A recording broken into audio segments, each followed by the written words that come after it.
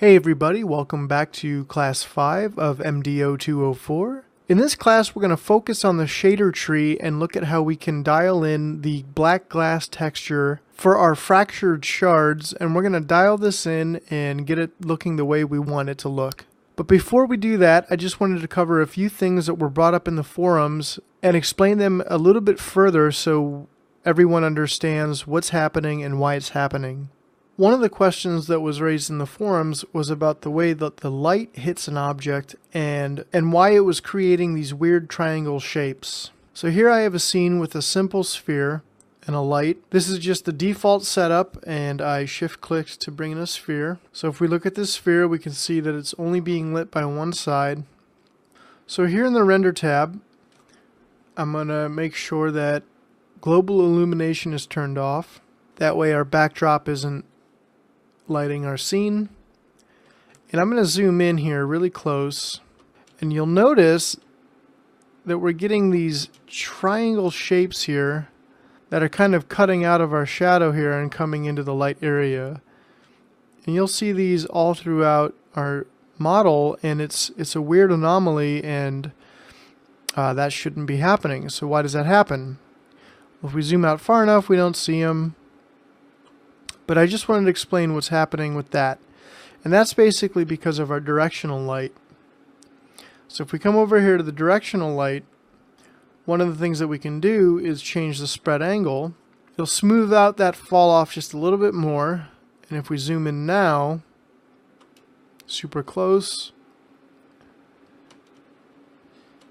you'll notice that we don't get any of those triangles anywhere in this scene. And we don't even need to turn simple shading off for that. But I just wanted to explain what's happening there. So basically, we have two different lights here represented in these little drawings that I made. One of them is going to be an area light.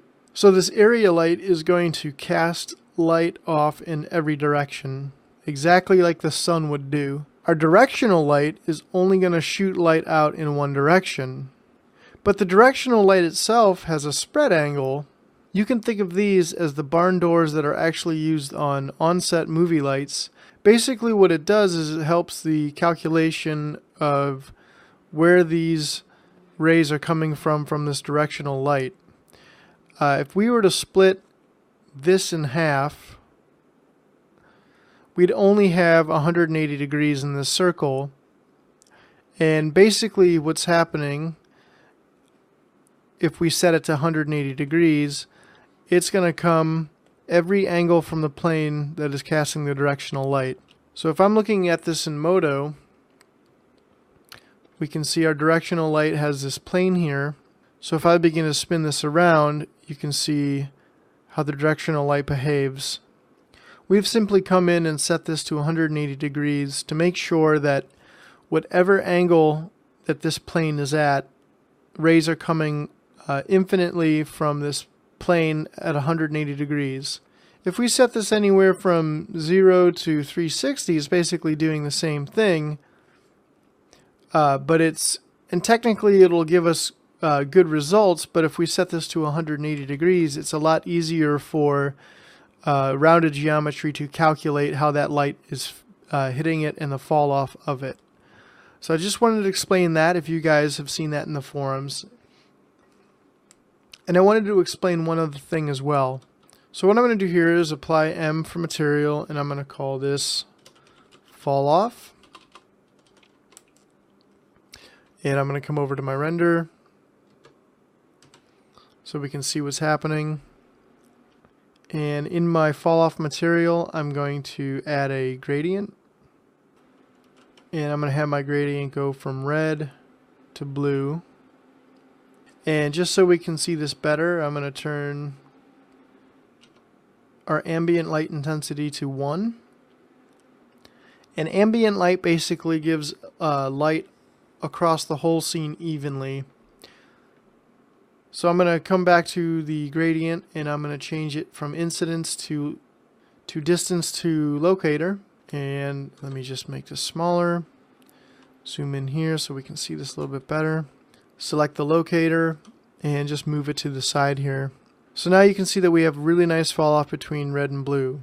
What we want to be aware of is that if we ever scale our sphere, either by the actual geometry itself, if we scale it this way, up and down, or if we actually come over here to the percentages and scale this up, let's say to 500%, and reframe this. Well, all of a sudden this isn't going to look right, so let me zoom out, select my gradient, and pull this over to the side. And it still doesn't look right, and this can be confusing. So if we see this, it's only getting red, it's not falling off across the whole model. So why is this? Well, we've scaled the model now, so we need to come back into our gradient, and if we click on Edit Gradient, what we need to do is this percentages and the area are also based off of the values inside of this inside of our gradient. So while we have red to blue is just shy of 4 inches, we've now changed the actual distance here. So if we pull this over, you can see that's now starting to change the gradient to the way that we want it. And because this is all based on math, we could easily come in here and go times 5 and hit enter, and that actually puts it perfectly to where we need it to be, because now it's 500% or 5 times more than 100, and that gives us a perfect red to blue gradient. So I just wanted to show you guys that really quick. They were issues and questions brought up in the forums. Hopefully that'll help you understand the shader tree and some issues that you might run into a little bit more. So let's actually jump into the project now and get started with making our shards look cool. Alright, so here we are in Modo, and I'm going to select the sphere and change this to tessellation, and then I'm going to Control Shift and drag. I'm going to center this out, and I'm going to just set this to a nice even 10 feet. And I'm going to hit tab so we unsubdivide this and make it not a subdivision surface. I'm going to grab this light and move it back a little bit. And I think this will do. So I'm going to apply the material that I want to this object first before we start applying it to our scene, because if we render it in our scene, it'll get pretty heavy. So I just want to do it on a simple test object first, and then we can either save the material as a preset or just drag and drop whatever we set up in our shader tree to the new project. So of course I need to assign a material, and I'll call this shards, and I can simply come over to the render tab,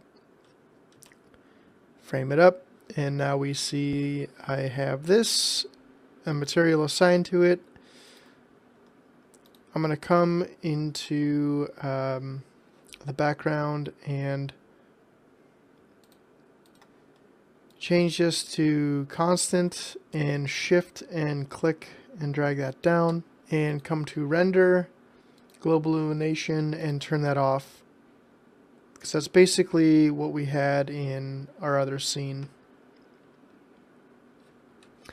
Now if we spin around, this is kind of like the framing that we had, and we can see none of the polygons here on the back side are getting affected by the light. Speaking of which, I'm going to select this light and turn this to 180 degrees. And I'm going to turn off simple shading because that's we didn't have that on previously. So we can see what's happening, and we can start to manipulate this and dial in our look of the glass that we want. But before we do that, it's always good to look at reference. So if we look at the video, the reference we're using is from a short film called Gollum. This was done by Patrick McHugh and Tobias Weisner. And if we watch this part here, we can see the fracturing, the lighting, get a feel for how the transparency looks, the refraction, the reflection, and all of that jazz. So let me come back a little bit. And it's always good to look at reference. I'm going to leave this up on my second monitor. If you only have one monitor, you can absolutely just open this and tab back and forth. But it's always a good idea to have reference and keep looking at it, which will help you dial in the look that you want. So I'm going to come select my material here. And we're going to go down these options, and then we're going to come over to material transmissive, and then we'll talk about some of these options here. We'll come over here and talk about these options down here as well. If you ever get lost or want to go a little bit deeper, you can always open mdo's fantastic documentation. And here we'll find material and everything about it. So if we want to learn exactly the definition of what conserve energy does, we can read it here. We can see all the differences in changing the different amounts for each effect here and what it would do, and a rough estimation of what it would do or what it would look like. And actually this is a great beginning point to kind of look at your material here. And we can see that Fresnel 0% versus Fresnel 100% and the differences between these two. Likewise, roughness and how it's going to blur out your reflections, clear coat amount and what that might look like if we turn that on, bump, and it gives you a lot of good information here that you can go a little bit further and deeper with.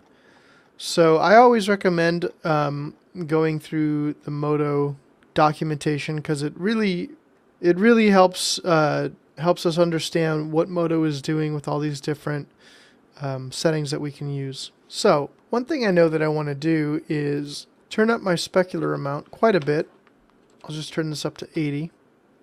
I'm going to want to turn my roughness up probably to something like 60. I'll just try that for now. I'm going to want to turn my reflection amount up quite a bit, maybe something like 50. And I'm going to give this a little bit of clear coat. Let me try 20%. And one of the things I'm going to do is bring up my light a little bit stronger. And I'm going to turn my diffuse amount down to 20%. And I'm going to set this to something that has a subtle blue to it. And I'm actually going to set my Fresnel to 50%. And I'm going to check conserve energy. And what this is going to do is going to give me a physically accurate representation between diffuse and specular based off the light reflection of the surface of this object. And we can see the difference here. It's changing over here because this is actually getting less light than it would be, so we can see the difference over here and even up here a little bit. Something that might help us visualize this a little bit better. If we hit F6, we can come to environments, and I'm going to select this one just by double clicking. So you can see that this loaded in an environment, and it has a HDR image here. And I'm just going to make sure that this isn't visible to camera. And this will help us visualize this a little bit better. And obviously we're going to see some of this stuff back here because this image is now reflecting the spherical HDR from all angles.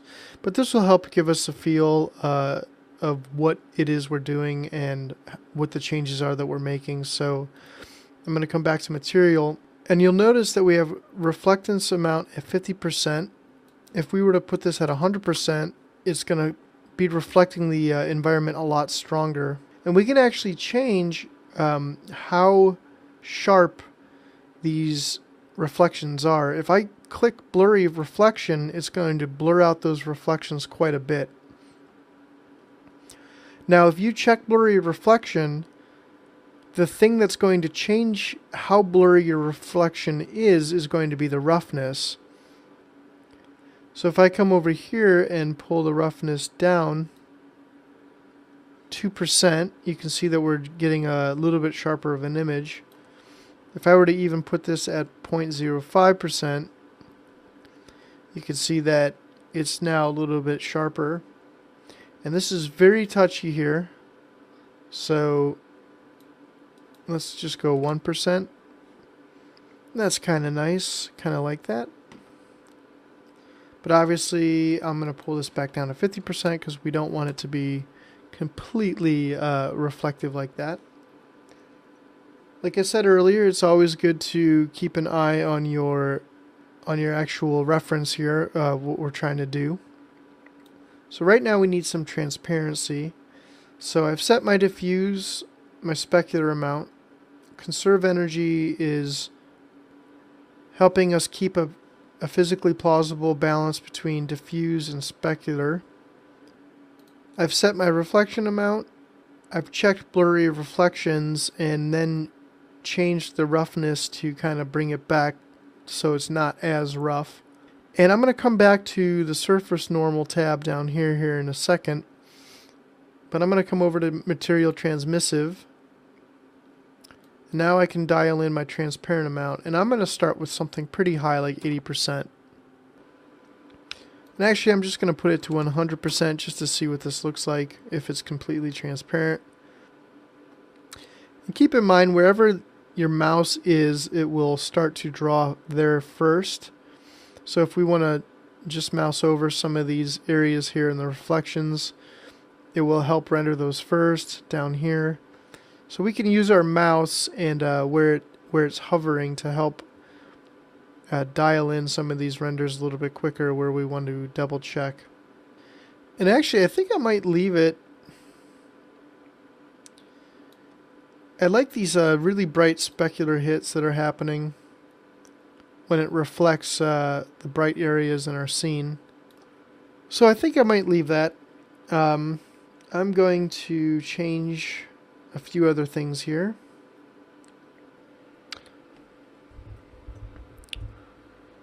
So one thing I changed is the transparent color, just to give it a little bit of a color to the transparency.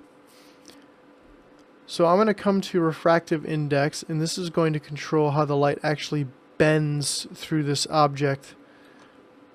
And if we click this pull down here and select fluorite, you can see that it's going to refract quite a bit. So we can see that this is a little bit strong. I'm actually going to dial this one in by hand and just type 1.05 just to give it a little bit of a refraction. And I like this, and I think this will work. And then dispersion basically acts like a prism, and this will disperse the light. And you can see there's like kind of like a chromatic shift happening. And this is actually pretty good in what we want. So one of the things I could do is I could drag this material to our new scene. But a better way to work is I'm going to hit F6. And I can select this material and just drag it and drop it into our presets panel here. And we can see that we have this new icon. And if I right click, I can replace icon with image file if I want to actually give it a proper image. But we have this in our presets now. So I'm going to jump back over to our other project after I save. And here we are in our new scene.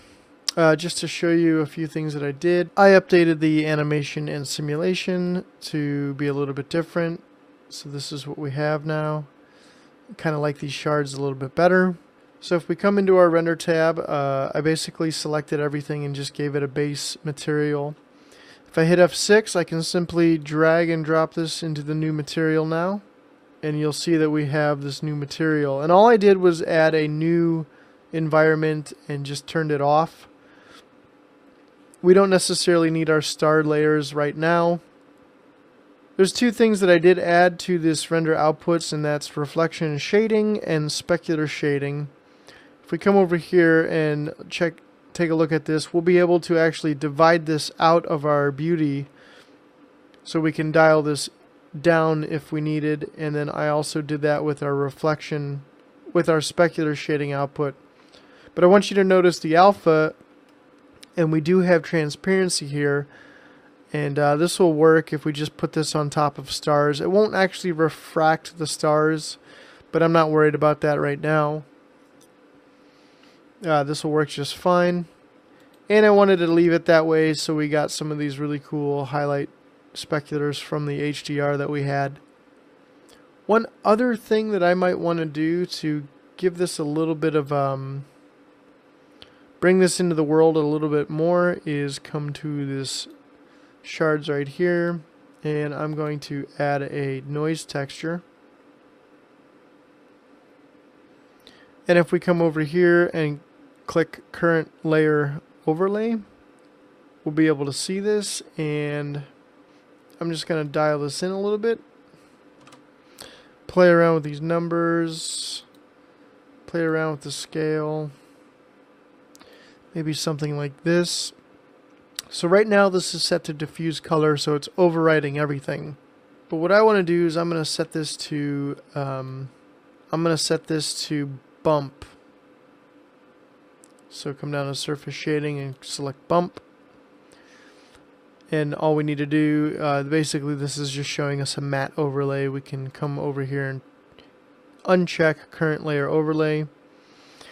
And this bump is going to give us just a little bit of break up here on the surface, so it's not as clean. And I think that'll really help get the look that we're after. If I come over here to the material, I can always come down to the surface normal down here and change the bump distance and the amplitude and things of that nature.